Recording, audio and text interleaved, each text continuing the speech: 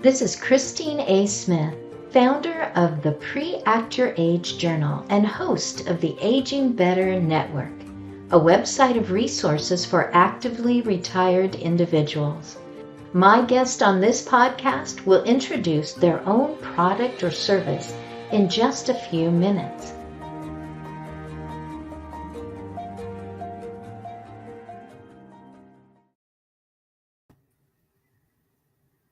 Hey there. Hello. Hey, you know what? I have something to tell you to start off with. It's 2022, and I just started using my new independent planner. I want to thank Independent Planner for making this podcast possible. The Independent Planner has been designed by an entrepreneur for entrepreneurs. Order your independent planner at independent-planner.com. Great. I just have to say, I love to start with hello, blessing, and listen to the response. What is your response to hello, blessing? Hello, and I am blessed to be here. Oh, I am glad to know that. Hey, everybody in the audience knows that we've chatted ahead of time. It isn't that we just sat down at our computers and then said, hey, that person's there. But they don't know really anything about you yet. And I need to catch up with you because we're not complete strangers to each other. But before we do that, I would love to hear what you have to say to the prompt. Tell me about something you have done right for someone challenged by aging. Yeah, and you may not know this, but in my early work years, I used to work at assisted living facilities and adult daycare centers or adult care centers. And actually, when I first started out in college, I was actually studying social work with a geriatric emphasis. And it was at one time, yes, something I was considering as a career. Actually, really enjoyed it. I did, a lot of my internships were at adult care centers as well as assisted living facilities. And what I tried to do first and foremost, I wanted each client to know that they were still very valuable people. Yeah. And sometimes I think as people age, they feel like they don't have as much to offer the world. Maybe they don't, relate to people as well. And one of the things I really tried to sit down and kind of like your husband being a motivational listener, I wanted them to know that they still had a lot to offer others with the wisdom contained in their life experiences. And by really listening to their stories of life, I let them know how inspired I was by their lives and how much I was learning from them in that process of listening to them and listening to their stories. And I genuinely, one of the reasons I considered going into geriatrics was I really enjoyed listening to people's stories, and I still do to this day. And so I think that just letting people know that their stories matter and their lives matter was one thing that I always really tried to instill in my early work years, and something I like the question that you asked, I tried to do right. Isn't that true for absolutely every age? Yeah. Everything that you're saying, for every age, someone who stops and listens. What teenager hasn't been grateful for a coach that stopped and took notice? What Yeah. Mom at home with multiple kids hasn't been grateful that somebody, in the grocery lot just said, you're doing fine. You're doing just fine. Thank you. Yeah. I love it. Encouragement. Yeah. You hit on topics for 5 podcasts in just that first part. Yeah. And I've always liked your Scott, your husband's moniker, which is motivational listener. I've seen that multiple times, and I thought that's a great moniker, because it really is how people want to be responded to. They want to be heard. They want to know that people are listening to them. We all do. It's just a basic human need, and how great that is for a person that's aging, as well as anybody, but a person that's aging, to know that they're being listened to, and that's valuable to the person that's listening to them. So I've always liked that moniker that Scott has. Wow. With all that background and education, is there even a challenge of aging that has hit when you were completely unprepared for it? Yeah, I mean, just I think thinking about aging itself, sometimes I think any of us, it can make us feel uneasy. It's never easy, when I come to the realization that, hey, I'm getting older. There's less hair, less muscle mass, a lot more aches and pains that I've never had before, et cetera, et cetera. And it does give me an uneasy feeling at times, knowing just how fast time goes by, and before I know it, I'm 82, just like my parents. And so yeah, it does give you a feeling of just how fast time goes, and sometimes that can be an uneasy feeling. So that's what I think of sometimes, and how I feel sometimes. That is just a good phrase, that uneasy feeling, kind of like something I'm gonna have to fix something, something's wrong. And it's like, no, we knew that Yeah. time marches on, but somehow you feel like, what can I do about this so that I don't feel uneasy?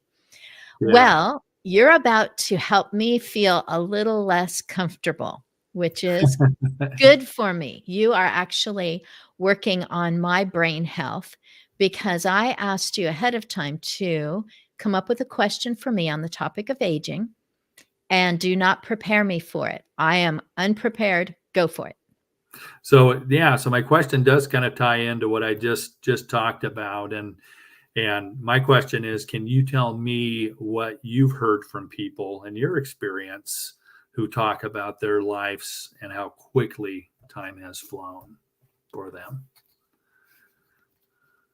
So how they talk about it? Yeah. So Yeah. what you've heard in your experience Okie um, doke. from people, and what they've said about, man, where did the time go? And some of the things they've related to you, as somebody who listens to people, and that are not only aging, but are getting ready to age. That is another way of saying, okay, I'm getting ready to age. And it's like, how do we do that? So I'm going to think about that question for a few moments. And I think I'm going to need a little break. All right.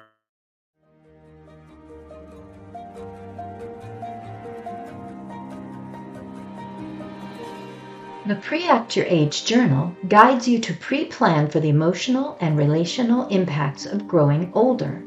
Practice navigating one aspect of aging at a time with Pre-Act Your Age, while your mind is clear, your emotions are calm, and your relationships are deep.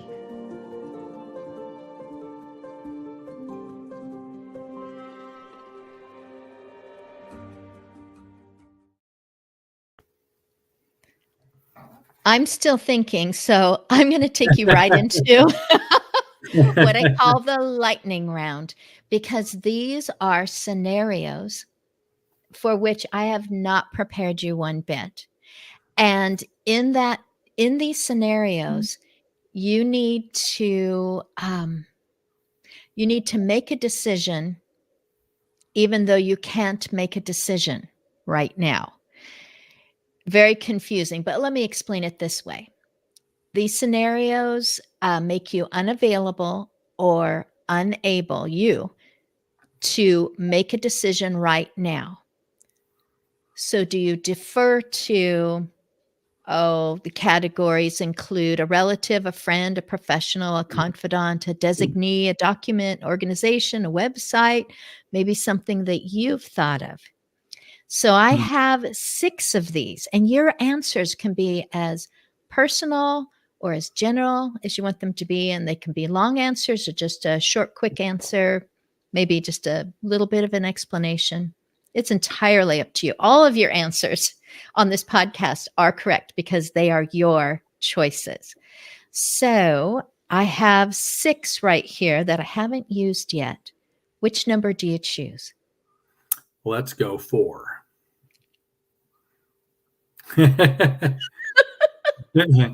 Number 4. Okay, number 4. Oh, yeah, Let's number do 4. that. Yeah, sorry. All right. You're like, 4, okay. F-O-R or F-O-U-R? Yeah. Thank you for clarifying that. Oh, no. Okay, wow. Okay, well, we're going to start with this one. Number 4.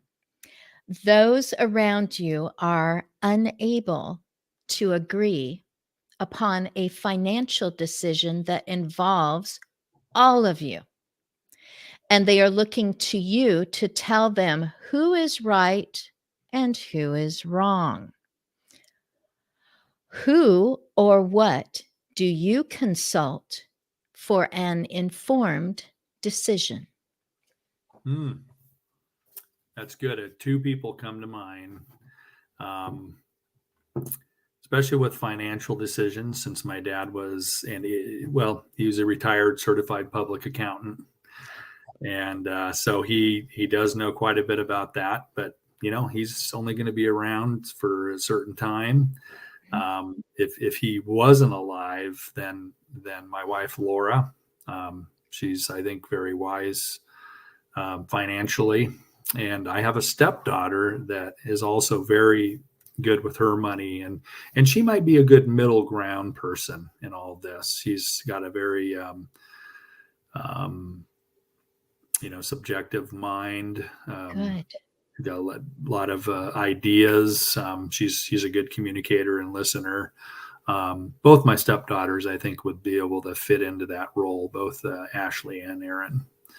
So yeah, if my dad wasn't around, let's say if it was between maybe Laura and I didn't agree on something, I think Erin, my stepdaughter, would be a good middle ground person in that. She's got a good viewpoint. She's knows how to arbitrate, stay neutral, and communicate and listen at the same time. I think you caught the flavor of that situation. It's like kind of emotionally charged. And so how can we de-escalate and actually come out in the end with something wise that we can all live with? Excellent. Yeah. I'm so happy for you. You have all these great people. Arbitration. Yeah. Oh. Which number do you choose next? Let's go number 1. You are starting to think that you have been scammed or conned or whatever it is people are calling it nowadays. To whom or to what do you give access to your private information, finances, official papers, devices, social media accounts to see if you have been compromised? Well, I would have to defer to my stepson on this, who lives in Moscow, Idaho. He is very good with knowing about scams. He does play the stock market. He does a lot of this stuff electronically, and I would trust him with being able to decipher whether it was a scam or if I had been. My computer had been hacked or my bank account had been hacked, or God forbid, something like that. But I think I'm blessed to have a good family structure when it comes to that, and inherited 3 great kids that who I would trust with just about anything. So I'm fortunate in that regards. And then just my wife too.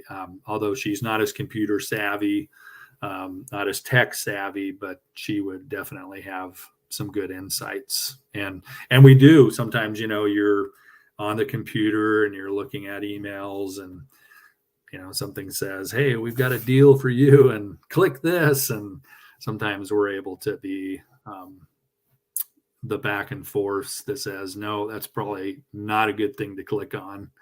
And so we, I think, save each other some heartache that way as well. So that would be my answer. Sadly, it happens to every age. Yeah, I'm sure. Yeah. Yeah. It's not an easy thing, and there's a lot of it going on out there, unfortunately. My daughter said, Mom, next time ask me because I'm not as trusting as you are. Yeah. 1 and 4 are gone. What All right. is your last choice? And you've got a 6 total, so I'll go number 6. That sound good? Sounds just right. You All have right. been called back to the hospital for further tests and have no idea what to expect. To whom or what do you confer the right to decide what daily happenings you should be contacted about and what can wait? So who would I defer to if I couldn't make the decision? Is that the question? They would have to be my wife Laura, and she would be the person that I would allow to make those decisions. And you've given me a great reminder. We've been meaning to do, what do they call those documents you fill out? Oh boy, you've got pulsed, Yeah. advanced directives. Yeah. Pulsed would be on your fridge. We have been meaning to do our advanced directive, and so this podcast is a good reminder to me that's it. I need to pre-act my age. I'm so glad that you said that, Gary, because if you're going in for tests and there's question marks floating around you, imagine what your wife is feeling right now. Who can I defer to? I just don't need to be bothered with, oh, someone showed up at the door and said that you bought Girl Scout cookies. It's like, I don't need to hear that right now. I can't think about that right now. Yeah. So, but also having those documents ready now, we've been through them, and they're not easy to do, but they're a lot better when you're not in the moment. So, yay, I champion you to do that before the end of the weekend. Definitely. And you're right. It's never easy. We sat down and with my dad and mom a few months ago and went through the what if scenarios, and it's never an easy thing to talk about. Because you're talking about losing people, but it's also a necessary thing to do. Oh, it's no wonder you were good at these. You're already thinking that direction. Hey, I'm supposed to answer your question about people and talking about, time going by so quickly, time passing by so quickly. Yeah, what's been your experience? I have a two-part answer, and our audience deserves to know that answer while I put it together so that it makes sense. Would you recall how someone that you knew pre-acted on their aging, and you may have already answered this, by writing or by talking about or by taking action in advance of any crisis? Yeah. So the guy that comes to mind, both you and I know, and is a gentleman by the name of Roger Fendel. And in his 50s, he pre-acted his age by looking into senior community living I mean, we're talking when he was 55 years old, and he started looking into the senior community living. I remember he was very strategic about it and looked for one that would fit him and his wife, then Lolly's lifestyle and budget. I remember hearing from others his age saying things like, "Why is he looking so early?" But Roger knew time was going to fly by, as we've talked about today, and obviously sad to say, Lolly passed away from cancer before that part of their life was fully realized. But I think Roger, Lolly did have a family history of cancer in her family, and had sisters that had died from lymphoma and various forms of cancer. And so I think Roger knew that was a possibility, and was really a proactive ager at an early age, and looked into that senior living. And after Lolly passed, he's now, I talked to him just 2 weeks ago, and he's now living happily in that senior community with his new wife, and doing a whole lot of walking. And like he told me, he said, and we don't just get out there and stroll, Gary. We're going someplace with a purpose. And so he's really conscientious and trying to ensure the best he can. He knows eventually he's going to get to the point where he can't do it anymore, but he's trying to get out there and exercise and be proactive as much as he can, even in his mid 80s. So, and that was an inspiration to me. And it always was too, when I saw him at a younger age in his 50s being proactive, and even with people questioning around him, why is he doing this so early? Even my own parents asked that question, but he really, I think, knew what he was doing and where he was going at that point. Wow, this is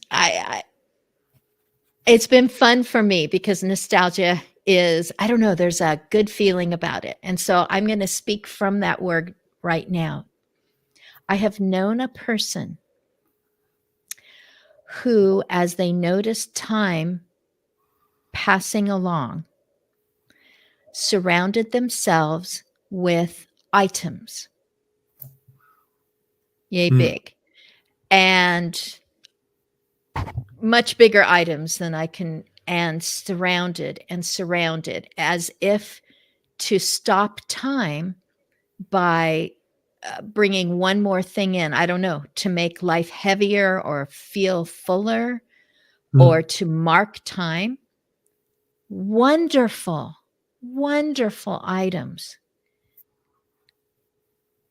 I hope that I am able to continue to make a choice to divert items to other wonderful places, because that has become almost a cage for this person, and they can't escape it emotionally.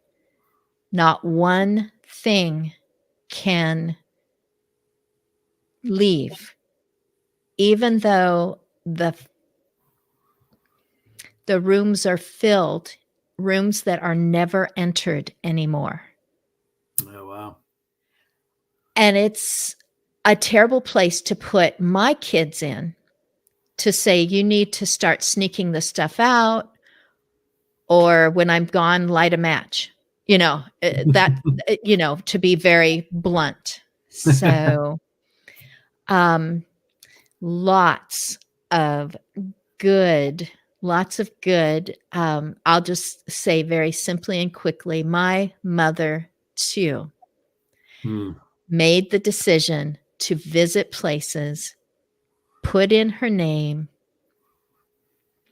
and has talked about it throughout that time, knows exactly when that date was, and thinks that was a long time ago, instead of, it seems like just yesterday, because it's been a continuous conversation. It's kind of, that's where the mileposts have been put down, is just, do we all know that this is okay with me? Do you know that, I've seen this happen, so I've changed my mind on this. And Hmm. so rather than items, physical items, it's been more like emotional milestones.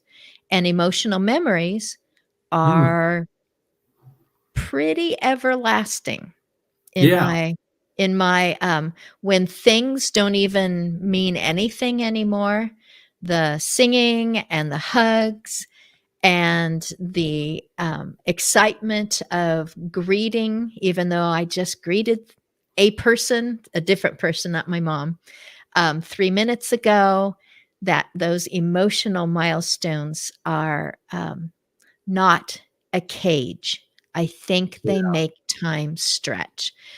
Wow. This has Hmm. been great. Yeah. Gary And they're more Powell, lasting. Yeah. you're amazing. This was awesome. Yeah. Um, This is fun. And like you said, they're not things. They're more lasting. It's like the scripture says that store up treasures in heaven where moth does not destroy. And that's something that when it comes to memories and relationships, they're things that are better than things where rust can set in and things like that. So that's a great story you told. and part of my Pre-Act Your Age deals with, do keep some things. Hmm. It's really helpful, especially in dementia situations, Hmm. to have those familiars there, that comfort that's Yeah, it's needed. kind of a And memorabilia. it gives great grandchildren something to talk about with that person, to just be doing something back and forth and taking care, and maybe flipping some pages from 80 years ago that still have stories, but not 70 and 60 and 5 years ago. Yeah. So you keep some things. Yeah. Hey, it's your turn. It is your turn. I think we covered everything we were going to talk about, except Gary Powell. Please tell me how else you bless. Tell the audience how you interact in this life, and do let our audience know how they can get a hold of you or do business with you, or just let you know they enjoyed the podcast. Yeah. Well, thank you. I really appreciate the time that I could spend, talking to you and like I think you told the audience, we go back a long ways, not only in Corvallis, but also in Portland at Lentz Evangelical Church. And it's amazing how far back I talk with a common friend of ours, Steve Bletcher, sometimes, and we go way back to Bob Bletcher, and back when we were kids. And it's amazing how we just moved along in life and kept in contact, and it's a blessing in and of itself. So I work for Nancy's Probiotic Foods. We're currently in Eugene, Oregon, though, even though we're also known as Springfield Creamery. They started in 1960 in Springfield, Oregon, and then we moved out in West Eugene, kind of by the airport out there off of Airport Road. And we produce a lot of good, what we like to say, we produce food for health and life. Our founders were Chuck and Sue Kesey. They founded the creamery, like I said, in 1960. And they were the early pioneers and first company in the U.S. to add live probiotics to yogurt in 1970. And these are the tiny heroes with big impact. They support immune health, digestive health, and they're clinically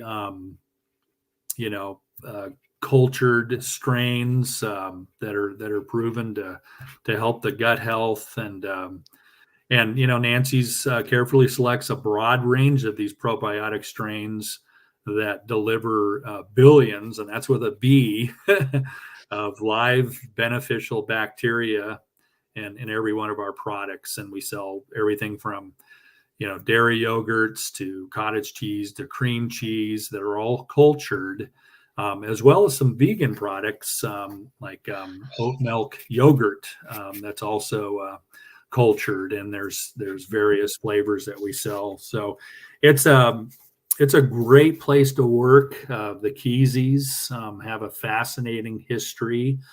Everything from Chuck being the brother of the late Ken Kesey, who wrote One Flew Over the Cuckoo's Nest and Sometimes a Great Notion, and some of those great literary works. And so that's fascinating in and of itself.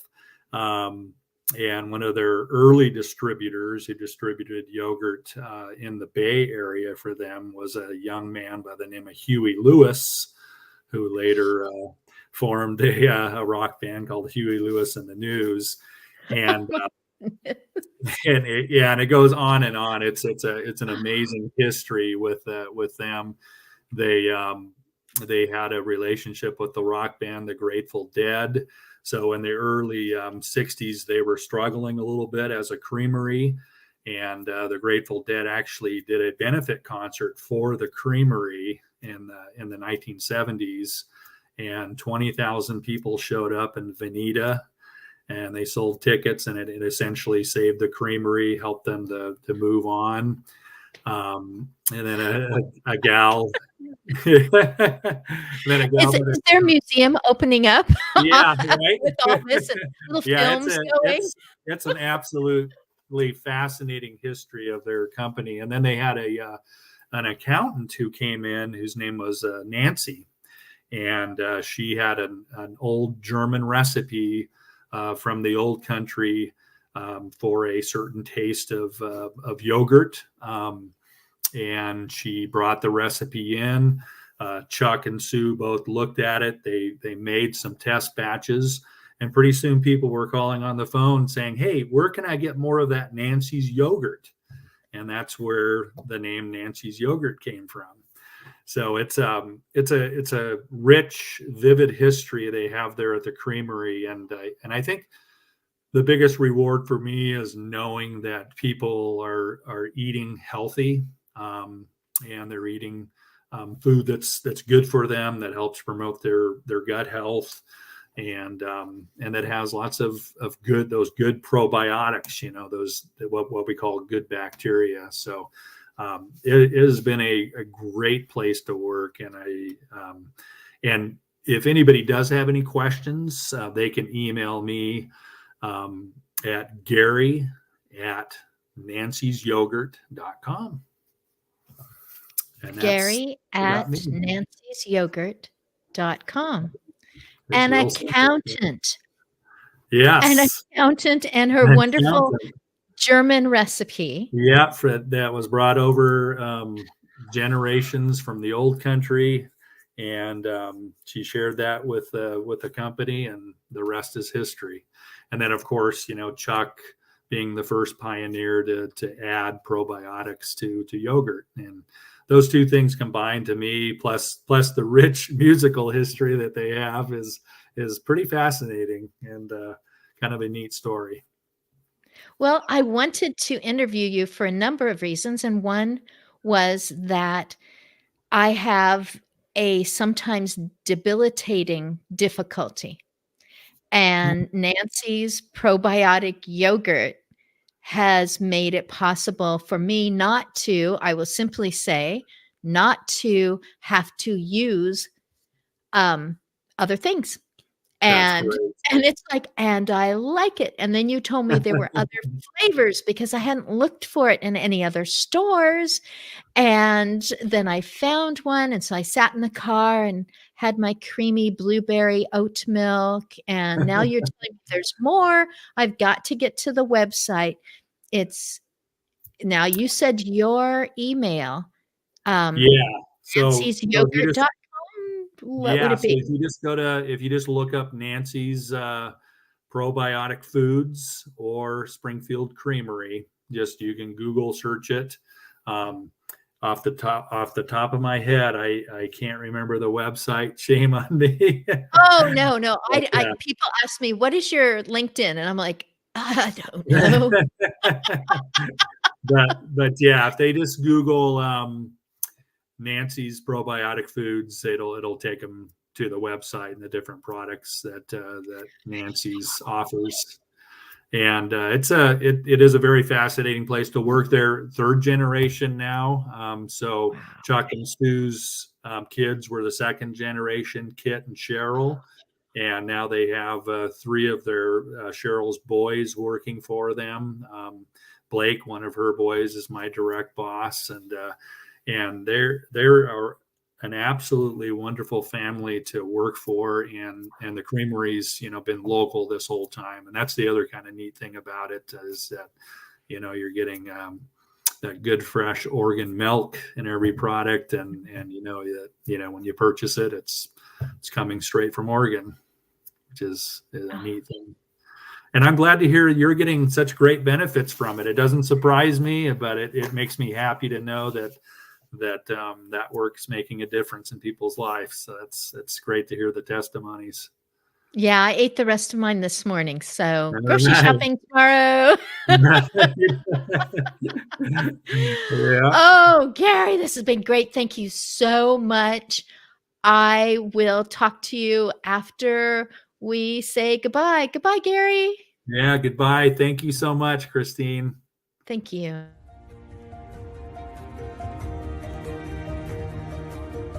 Please visit my guest. You'll find their link in the show notes. I'm glad you listened in on our conversation as we both navigated one aspect of aging at a time on this Pre-Act Your Age podcast.